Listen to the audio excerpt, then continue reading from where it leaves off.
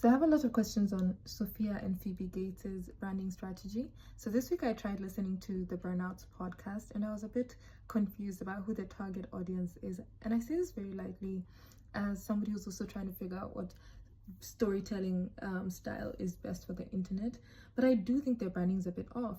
First of all, they call themselves the Burnout Podcast, which just sounds so off for a 22-year-old. I'm not saying you can't be burnt out, especially as somebody who just finished uni, but even Christiana called it out on their podcast, and she was like, "You're literally just starting out, and you're calling yourself burnouts." And I do agree.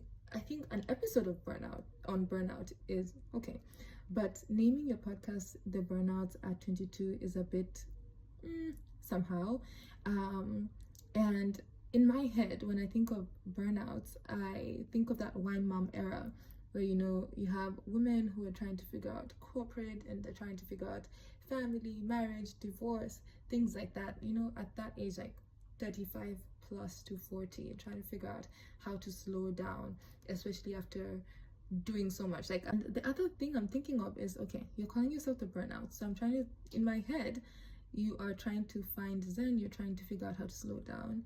But the dressing doesn't match that. Phoebe and Sophie dress so professionally, like they come dressed very, very like corporate style, which looks great. And some can even argue that it's a bit older for their age, but they still look great. But it doesn't match with the name of the podcast, because when I think burnouts, I'm thinking more hoodies and Lululemon, like Alex on Call Her Daddy.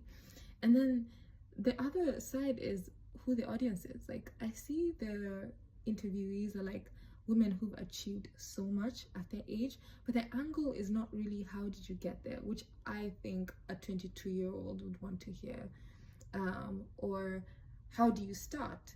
They had an episode on home ownership and I was just like, okay, who's this for? Is your audience older women?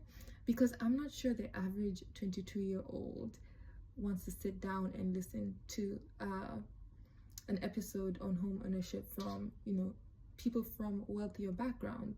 It's just not something achievable for a lot of people, and I'm not saying it's not bad to plan for it, it just doesn't make sense for the audience.